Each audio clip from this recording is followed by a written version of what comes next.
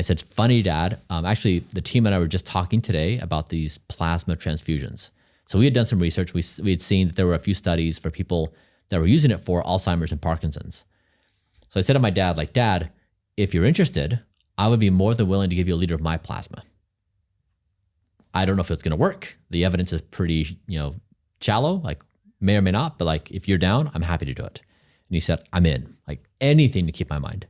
And so my son overheard the conversation. He's like, I'm in too. And so I was like, okay, cool. This is like a tri-generational plasma exchange. Let's do it. So the three of us got together. And so first my son had a liter of plasma removed.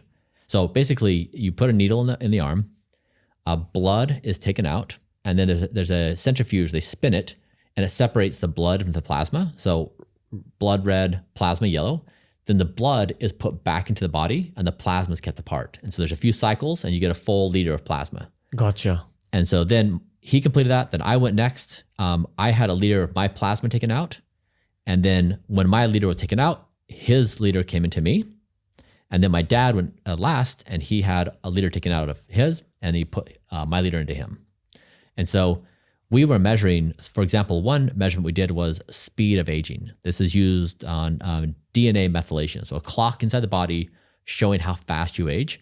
So when my father did this, he was aging at roughly a 71-year-old pace. So expected, that's his age. After the plasma exchange, his speed of aging reduced by 25 years. So he was aging at the speed of a 45-year-old, which makes sense because my speed of aging, right, is equivalent to like, it's one of the best in the world. It's 0.64.